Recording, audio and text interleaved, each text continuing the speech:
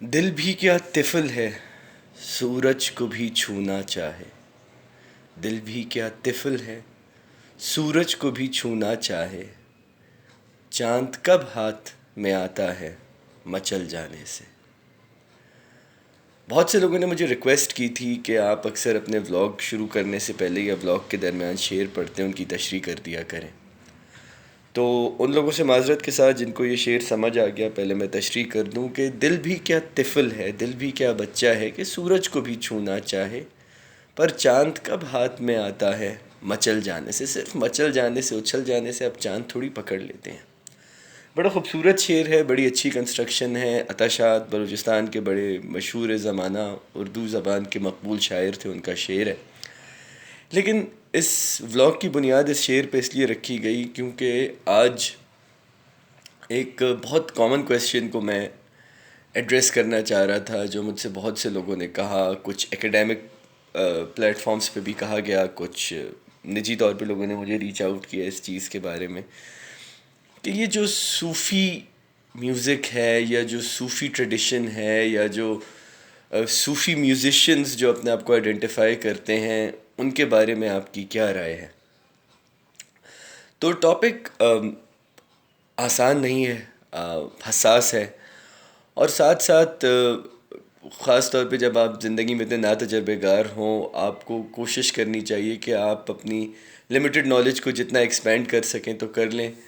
تو اساتذہ سے، علماء سے، ود آل ڈیو رسپیکٹ، میں ذرا سے اس پورے ایشو کے انڈسٹری ریلیٹڈ پرابلمس پہ بات کروں گا کہ یہ صوفی میوزک ٹرم آئی کہاں سے، یہ صوفی میوزک کیوں کہلاتا ہے، اور پھر اچانک یہ بابا بلے شاہ کوک اسٹوڈیو کے آفیشیل لیرسسٹ کیسے بن گئے، یہ اچانک ہر میوزیشین کرتا پاجامہ پہن کے بال بڑے کر کے چلنا کیوں شروع ہو گیا، اور کس طرح صوفیزم، جیسے میرا فیوریٹ لفظ ہے منجن، وہ ایک منجن میں تبدیل ہو گیا۔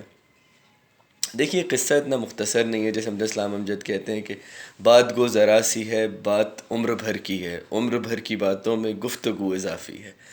تو سچ بات یہ ہے کہ دیکھیے مجھے آج کے دور میں جتنا میں اپنے ارد گرد صوفی میوزیشینز، یا پاکستان کی بات کر رہا ہوں میں، کسی حد تک انڈیا میں بھی، اور ڈیووشنل میوزک جتنا میں ہوتا دیکھتا ہوں، تو وہ تو بنیادی طور پہ ایک فیڈ ہے، ایک جھوٹ ہے، ایک طریقہ ہے ایک ٹریڈیشن کو ملک کرنے کا، کہ ایک چیز چلی آتی جا رہی ہے، اچھا جی بابا بلے شاہ کا نام لے لو گے، سچل سرمست کا نام لے لو گے، منصور الحاج کا نام لے لو گے، تو آگے کوئی کچھ کہے گا نہیں اس کے اوپر، اور اچانک لوگوں کو ایک ہلکا سا حال بھی طاری ہو جائے گا، کیونکہ عام طور پہ ان کے کلام جو ہیں ایک طرح کی فوک لوک موسیقی کے اوپر بیسڈ ہوتے ہیں۔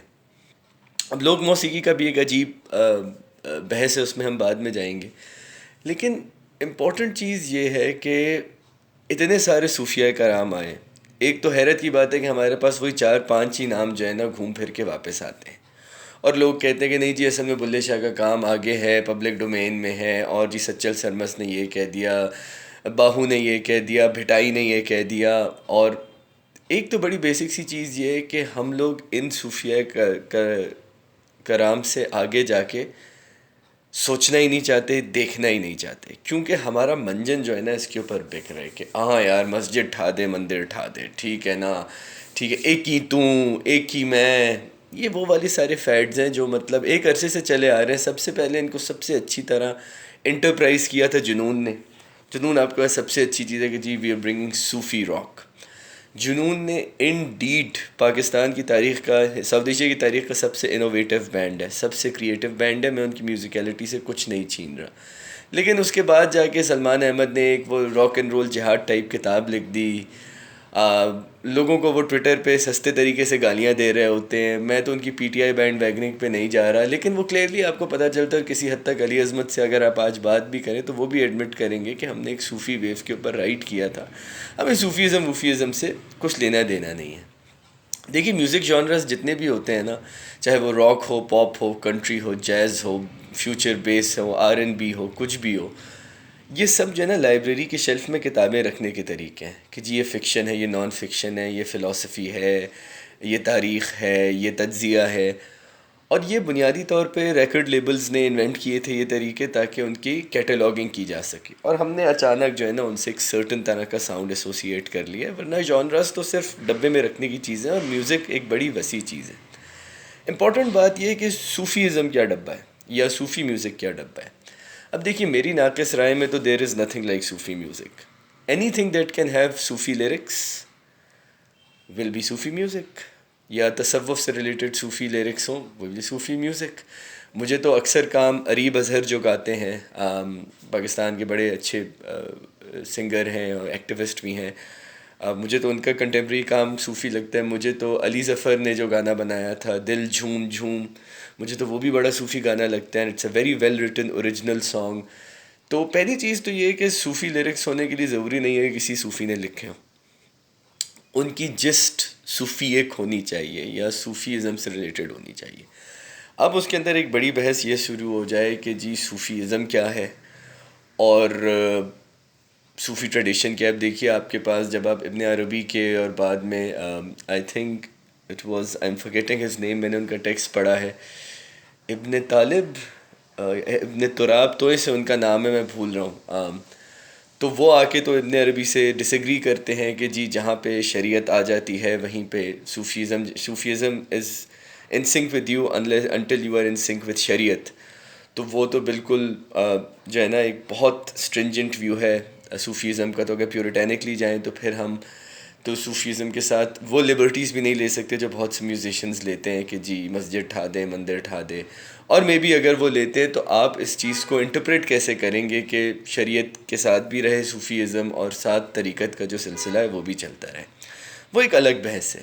امپورٹنٹ بات یہ ہے کہ آپ کے میوزیشنز ان کو کس لیے استعمال کرتے ہیں. مجھے لگتا ہے کہ ہر وہ ایکٹ جو کبھی نہ کبھی صوفی ہوا ہے، یا ایٹ لیسٹ پچھلے 10 سالوں میں جتنے بھی ایکٹس نے صوفی ہونے کی کوشش کی ہے، مجھے ان کے کام میں کرونک لیک آف آنیسٹی نظر آتی ہے اور انسینلی ان کریٹو کام نظر آتا ہے، جس سے مجھے لگتا ہے کہ بنیادی طور پہ آپ کے پاس لیک آف آئیڈیاز تھے، آپ کے پاس لیک آف کریٹیوٹی تھی. تو آپ کو ایک پاپولر بینڈ ویگن ملی، اس کے اوپر آپ نے چھلانگ مار دی اور پھر آپ نے کہا کہ جی میرا تو ربط ہوا اور مجھے تو حال آتا ہے اور مجھے تو خواب آیا تھا، اور یہ ساری بلشٹ. یہ میں آپ کے روایتی میوزیشنس کی بھی بات کر رہا ہوں اور پاپ میوزیشنس کی بھی بات کر رہا ہوں کہ یہ میرا سفر ہے، یہ میرا جرنی ہے، اور اس ڈائمنشن میں ساری چیزیں چلی جاتی ہیں.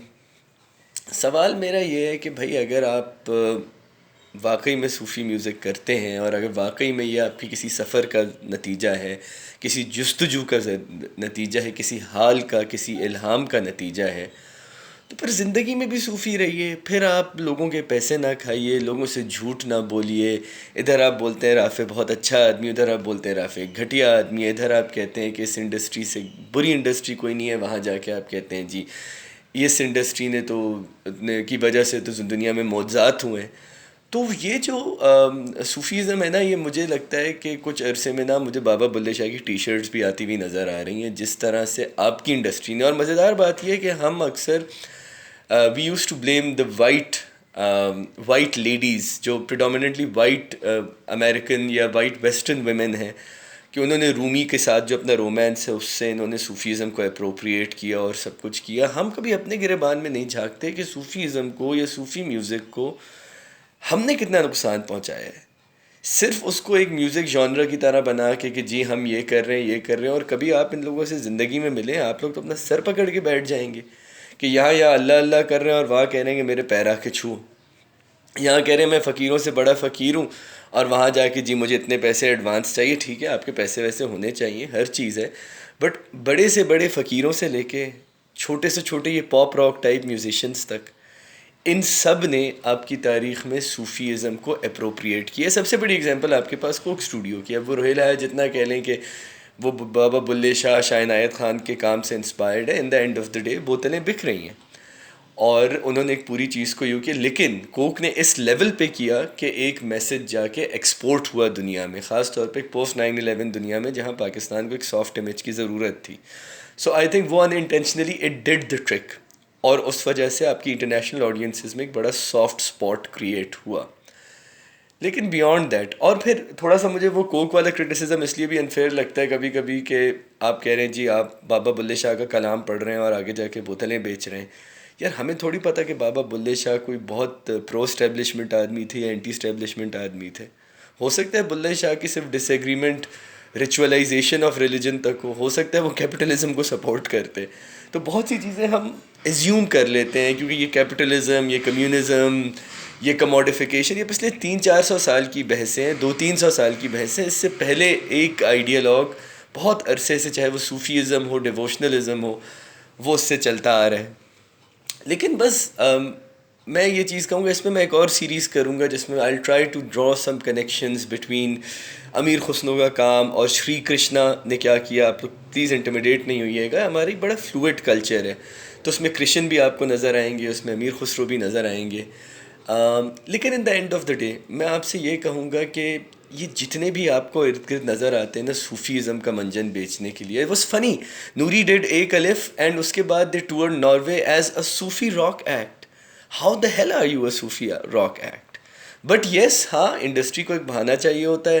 اور میں آپ کو ایسی کاؤنٹلیس ایگزامپلس دے سکتا ہوں. کچھ تو چھوٹے موٹے ایسے بینڈز ہیں جن کا دے ڈونٹ ریلی میٹر، کہ جی آپ اپنا حلیہ بنا لیں گے ملنگوں والا، لیکن آپ کی زندگی میں ملنگی ردی برابر بھی نہیں ہوگی. تو جو جینا ہے دل سے جیے.